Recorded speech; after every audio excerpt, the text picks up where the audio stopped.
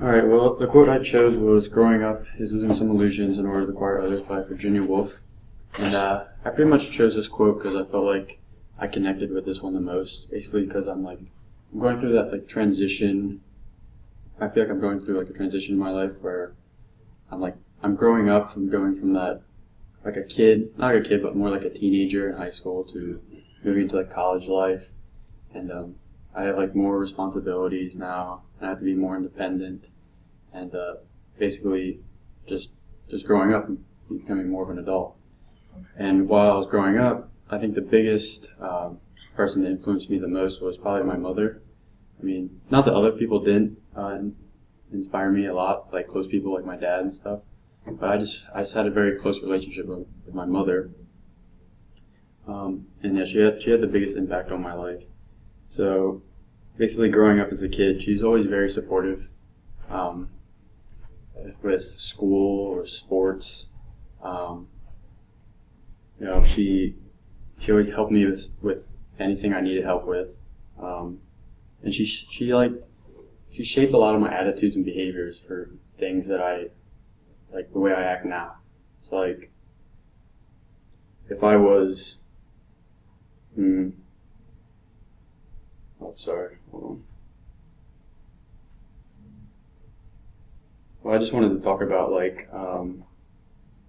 my mother was a very loving and kind-hearted person, and the way she inspires me now is she just continues to support me now that I'm in college. She always helps me with anything that if I'm feeling stressed or maybe I'm feeling a little depressed or down or something.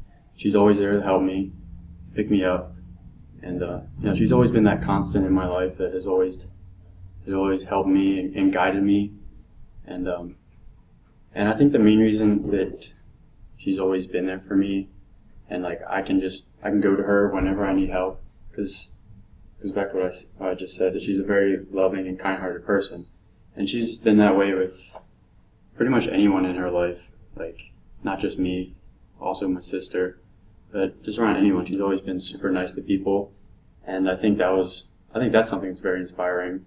You go through challenges in life that are tough, but she's always stayed positive, and she's always been, despite all the challenges, super nice and upbeat. And I just wanted to finish with a little personal story.